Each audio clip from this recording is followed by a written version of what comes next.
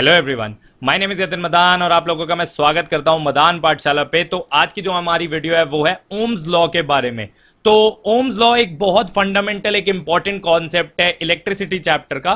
तो अगर आप क्लास 10th में हैं तो this video is very beneficial for you, क्योंकि हमेशा इससे क्वेश्चन पूछा जाता है कि ओम्स लॉ क्या होता है, उसका एक्सपेरिमेंट क्या है, कैसे फाइंड आउट हुआ था ओम्स लॉ और उसका ग्राफ कैसे प्लॉट करते हैं। ठीक है, तो बिना किसी डिले के अपनी वीडियो को स्टार्ट करते हैं। तो ओम्स लॉ समझने से पहले हमें दो कॉन्सेप्ट्स को समझना बहुत जरूरी है। पहला आता है हमारा करंट और दूसरा है हमारा वोल्टेज। ठीक है, तो करंट को पहले समझ लेते हैं। करंट क्या होता है? The rate of flow of charge. ठीक है, जब चार्जेस फ्लो करते हैं तो टाइम के हिसाब से जब उसको हम मेजर करते हैं तो उसको क्या बोलते हैं? हम करंट बोलते हैं। जैसे कि हमारे ये वायर है, वायर के अंदर हमारे चार्जेस मूव कर रहे हैं। ठीक है, विद टाइम अगर हम उसको मेजर करें so that is known as current. तो अगर मैं फॉर्मूले की बात करूं तो current is equal to Q upon T, charge upon time. ठीक है, तो ये हमारे पास करंट आ गया। अगर हम बात करें वोल्टेज की तो वोल्टेज क्या होता है? Work done to move a unit charge from one point to the other. मतलब हमने क्या किया है, एक चार्ज को एक जगह से उठा के जब दूसरी जगह पे लेकर आए। ठीक है, यूनिट चार्ज को एक जगह से उठा के दूसरी जगह पर लेकर आए, जितना काम उसमें करना पड़ा, ये प्रोसेस में जितना हमें वर्क डन करना पड़ा, that is known as voltage. ठीक है, तो करंट आप लोग समझ गए, वोल्टेज आप लोग समझ गए। अगर आपको डिटेल में इनके बारे में जानना है तो मैंने पूरा इलेक्ट्रिसिटी चैप्टर अपने चैनल पे डाला हुआ है, तो आप जाके उसको देख सकते हैं। ठीक है, तो उसके बाद अब हम आगे चलते हैं ओम्स लॉ के बारे में। तो करंट और वोल्टेज के बीच में रिलेशन, क्या रिलेशन है? मतलब हम करंट को बढ़ाएं तो वोल्टेज का क्या होगा? क्या वो बढ़ेगी, क्या वो कम होगी, क्या वो कांस्टेंट रहेगी? तो इस रिलेशन को फाइंड आउट करने के लिए हमारे पास ओम्स लॉ आया, जो कि दिया जॉर्ज सिमन ओम ने। ठीक है, तो इन्होंने इस लॉ को दिया और इन्होंने रिलेशन फाइंड आउट किया basically between the current and the voltage. ठीक है, तो देखते हैं उन्होंने कैसे किया। तो उन्होंने एक्सपेरिमेंट किया, एक एक्सपेरिमेंटल सेटअप लगाया यहां पे। तो आप यहां पे देख सकते हो उन्होंने वोल्टेज सप्लायर लगाया। ठीक है, जिससे हम वोल्टेज को कम ज्यादा कर सकते हैं।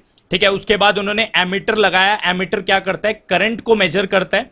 उसके बाद उन्होंने रेजिस्टेंस लगाया। रेजिस्टेंस आप कुछ भी इमेजिन कर सकते हो, एक बल्ब इमेजिन कर सकते हो, ठीक है, एक फैन इमेजिन कर सकते हो। तो उन्होंने एक रेजिस्टेंस लगाया और एक वोल्ट मीटर लगाया उसके पैरेलल। ठीक है, एक वोल्ट मीटर लगाया। तो एक वोल्ट मीटर क्या करता है? वोल्टेज को मेजर करता है। उसके बाद उन्होंने क्या करा कि इस सर्किट को कंप्लीट कर दिया with the help of conducting wires. ठीक है, तो जब हम वोल्टेज सप्लायर लगाएंगे, आपको पता है करंट कहां से जाता है? पॉजिटिव टू नेगेटिव जाता है। ऐसे करंट फ्लो करना स्टार्ट करेगा।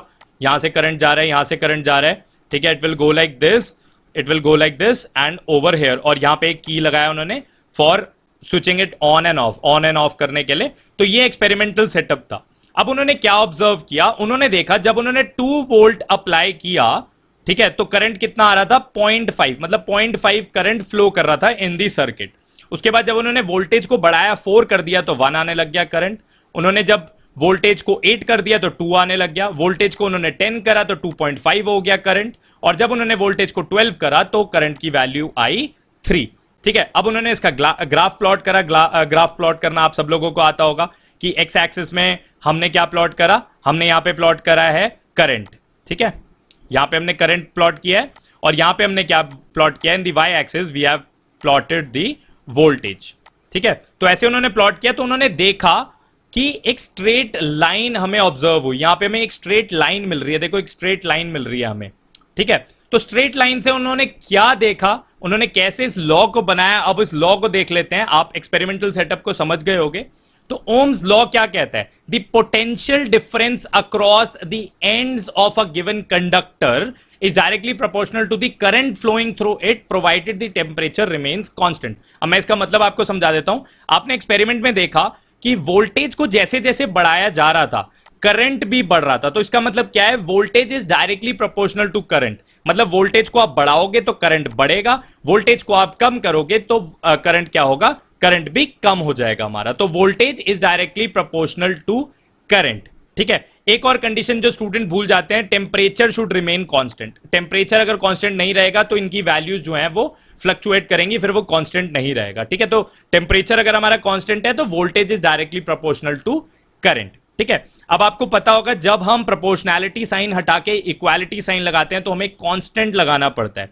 ठीक है, तो V is equal to I into, उन्होंने एक कांस्टेंट लगाया R, और R का क्या मतलब है हमारे पास? रेजिस्टेंस।